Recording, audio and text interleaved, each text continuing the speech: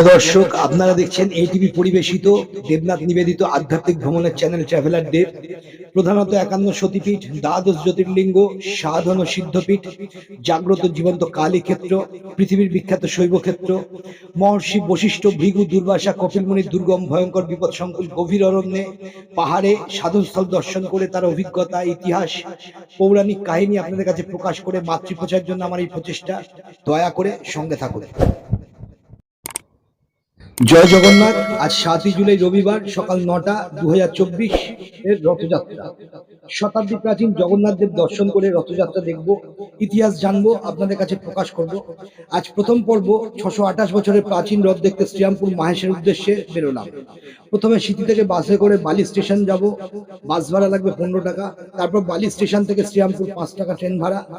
Station থেকে auto বা টোটো করে মাহেশ জগন্নাথ মন্দির ২০ টাকা ভাড়া। আসুন সে সমস্তই আপনাদের সাথে দেখাই। মাহেশের রথযাত্রা ভারতের দ্বিতীয় প্রাচীনতম এবং বাংলার প্রাচীনতম এই রথযাত্রা আয়োজিত হয় কলকাতার খুব কাছেই শ্রীরামপুরে।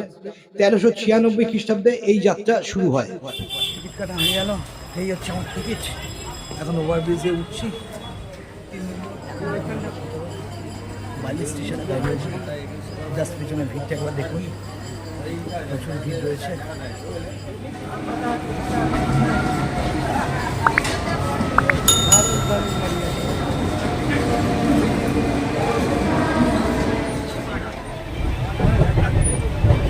ভিড়টা দেখুন।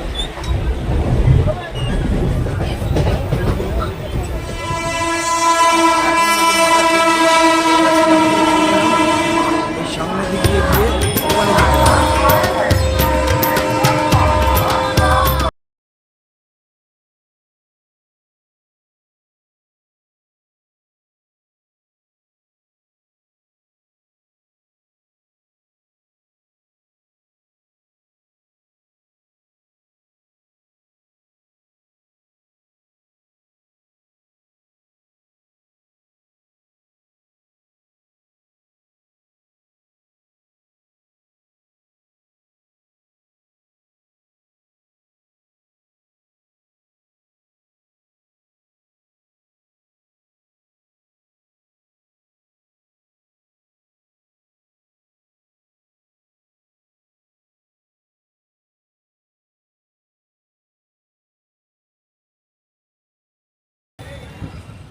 প্রিয় দর্শক, অতীতের ইতিহাস অন্বেষণ করে আমরা জানতে পারি শেওড়াফুলির রাজা মনোহর রায় মাহেশে এই জমি দান করেন।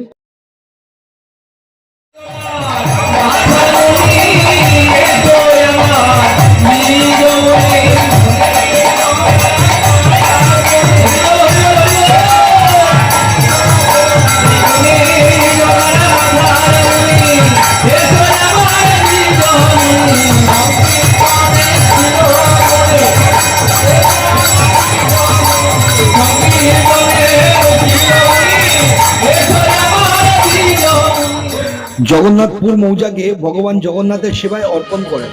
শেওড়াফুলির রাজা মাহেশে প্রাথমিক মন্দিরটি নির্মাণ করেছিলেন, কারণ এটি তার অঞ্চলের অধীনে পড়ে।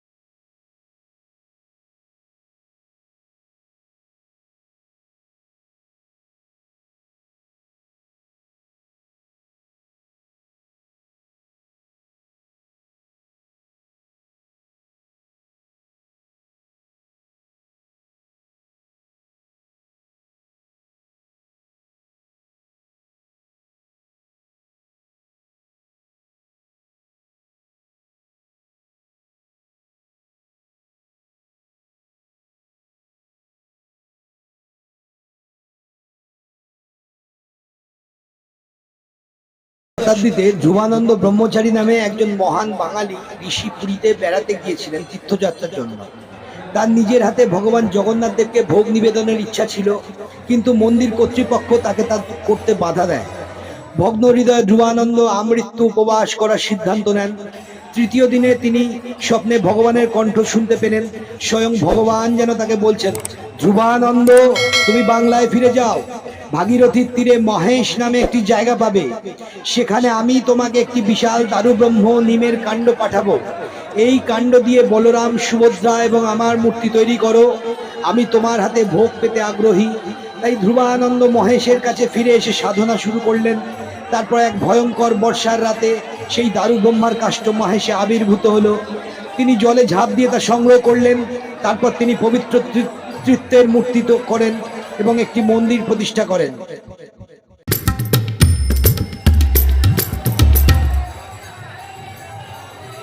সন্ন্যাস গ্রহণের পর মহাপ্রভু শ্রী চৈতন্য পুরী যান। যাওয়ার পথে তিনি মহেশের কাছে পৌঁছালেন। ধ্রুবানন্দের মন্দিরে যাওয়ার পর তিনি তার জ্ঞান হারিয়ে ফেলেন এবং গভীর সমাধিতে লীন হন। শ্রী চৈতন্য মহাপ্রভু মহেশকে নবনীলাচল অর্থাৎ নতুন পুরী বলে নামকরণ করেছিলেন। পরে বৃদ্ধ ধ্রুবানন্দ তাকে মন্দিরের দায়িত্ব দিতে অনুরোধ করেন। তার অনুরোধে তিনি কমলাকর পিপলাইকে তার 12 গোপালের পঞ্চম মন্দিরে সেবায়িত করেন। কিছুদিন পর ধ্রুবানন্দ মারা যান। কমলাকর পিপলাই ছিলেন, যেমনটি আগেই উল্লেখ করা হয়েছে, শ্রী চৈতন্যের 12টি গোপালের মধ্যে পঞ্চম। তিনি ছিলেন সুন্দরবনের খলিজুলির জমিদারের ছেলে। তিনি তর্কশাস্ত্র ও ন্যায়শাস্ত্র পড়ার জন্য নবদ্বীপে আসেন। পরে তিনি মহাপ্রভু প্রিয় হয়ে ওঠেন এবং তার সঙ্গে যোগ দেন। 64 জন মহন্তের মধ্যে তিনি প্রথম। মহেশ মন্দিরের দায়িত্ব নেওয়ার পরে তিনি সেখানেই থেকে যান এবং তিনি 628 বছরের বেশি আগে বিখ্যাত রথ উৎসব শুরু করেছিলেন। তার উত্তরাধিকারীরা এখনো মহেশে এবং কেউ কেউ কলকাতায় মন্দিরের সেবাই বা অধিকারী হিসেবে বসবাস করে।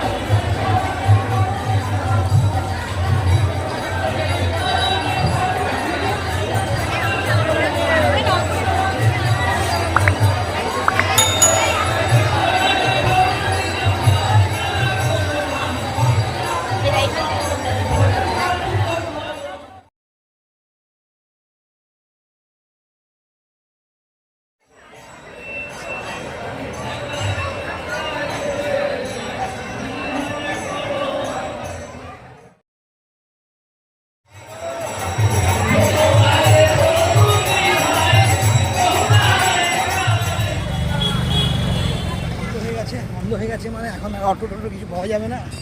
এখান থেকে হেঁটে যদি কোনো পাই এখান থেকে গাড়ি, তাতে করে যাব রিষড়া স্টেশন। রিষড়া স্টেশন থেকে ট্রেন ধরবো। শ্রীরামপুরে মহেশের রথযাত্রা দেখা হলো, ভীষণ ভিড়। ওই সামনে থেকে আর অটো কিছু পেলাম না, কেন কি নৈটি হয়ে গেছে। ওখান থেকে 1 কিলোমিটার হেঁটে এলাম, এসে এক দাদার অটো পেলাম। এখান থেকে রিষড়া স্টেশন যাচ্ছি। আগেবার শ্রীরামপুর এসেছিলাম, শ্রীরামপুর থেকে এসেছিলাম সকালে, কিন্তু এখন রিষড়া যাচ্ছি। রিষড়া থেকে ওখান থেকে ট্রেন ধরে বালিতে নামবো। 11:30 রিষড়া স্টেশনে এলাম। এই রিষড়া স্টেশন থেকে ট্রেন ধরবো, ধরে বালিতে নামবো। বালি থেকে তারপর যাবো। 5-7 মিনিট বাদেই ট্রেন আছে। বালিতে পৌঁছে গেলাম। আজকের ভিডিও এই পর্যন্তই। আপনারা দেখতে থাকুন। আবার নতুন ভিডিও নিয়ে পরের ভিডিও নিয়ে আসছি।